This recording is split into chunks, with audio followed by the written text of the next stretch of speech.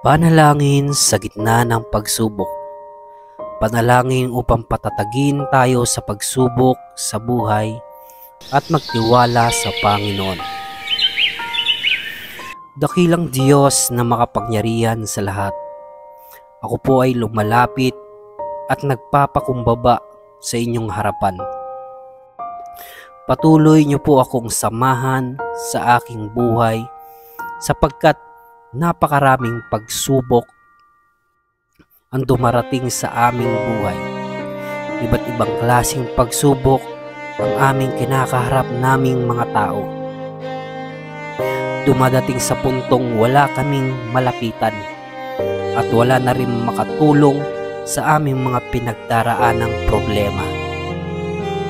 Umantong pa sa isip ng mga tao makitilin ang sariling buhay upang makatakas sa kinakaharap na mabibigat na problema.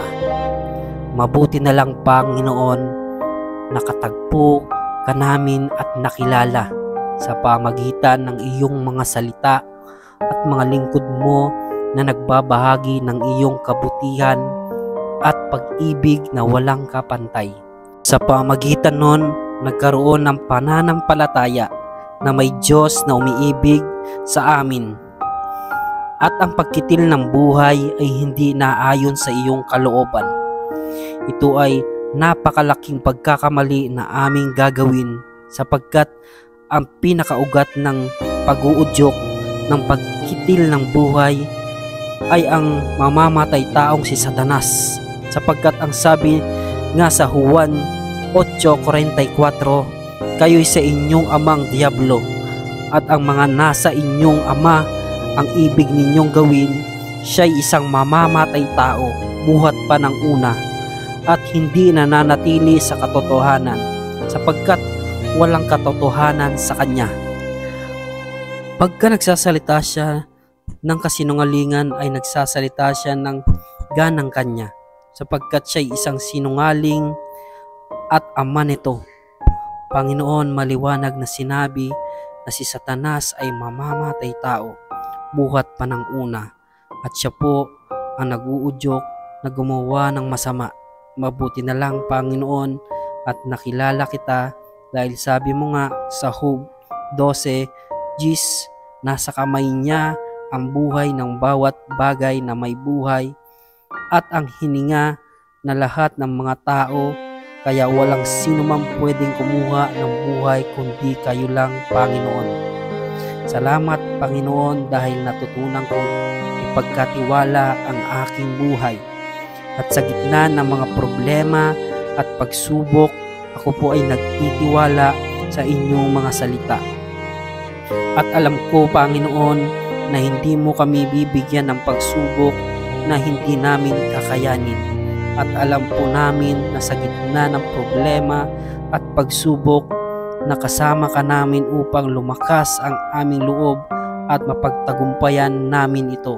Sapagkat sabi mo nga sa 1 Korinto 10:13, walang pagsubok na dumating sa inyo na hindi naranasan ng ibang tao. Ngunit maaasahan natin ang pangako ng Diyos na hindi niya tayo pababayaang subukin ng higit pa sa ating makakaya. Kaya kung dumaranas kayo ng pagsubok, gagawa siya ng paraan para mapagtagumpayan nyo ito.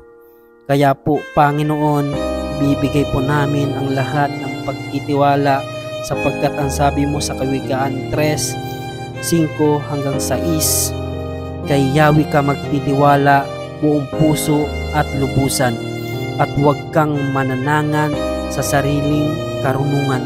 Sa lahat ng iyong gawain, siya'y alalahanin upang ika'y patnubayan sa iyong mga tatahakin. Salamat po, Panginoon, dahil sa iyong mga salita, ako po ay lumalakas. Kaya, Panginoon, sa araw na ito, ako'y magtitiwala at pagbubulay-bulayan ko ang iyong salita.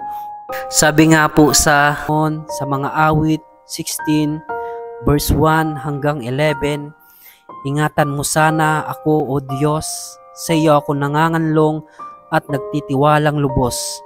Ang sabi ko kay Yahweh, ikaw ang Panginoon ko, kabutihang tinatamasa ko lahat ay mula sa iyo. Mga lingkod ng Panginoon ay dakilat mararangal. Sila'y nagmumula sa iba't ibang bayan, ligaya ng sarili ang sila'y aking makapisan. Ang mga bumabaling sa ibang Diyos, suliranin sunod-sunod. Sa mga paghahandog nila ay hindi ako sasama, ako'y hindi sasamba, hindi rin maglilingkod ni pupuri sa kanila. Ikaw lamang, Yahweh, lahat ng aking buhay, lahat ng aking kailangan ko'y iyong ibibigay. Kinabukasan ko'y nasa iyong mga kamay. Mga kaloob mo sa akin ay kahanga-hanga, napakaganda ng iyong pamana. Pinupuri ko si Yahweh na sa akin pumapatnubay. Sa gabi, sa budhi ko, siya ay gumagabay. Alam kong kasama ko siya sa tuwina. Hindi ako natitinag pagkat kapiling siya, kaya't ako'y nagdiriwang. Puso't diwa ko'y nagagalak, hindi ako matitinag sapagkat ako'y panatag. Pagkat di mo tutulutan, ang mahal mo ay masadlak sa daigdig ng mga patay at doon ay maagnas. Ituro mo ang landas na patungo sa buhay, sa piling mo'y madarama ang lubos na kagalakan. Ang tulong mo'y magdudulot ng ligayang walang hanggan. Amen.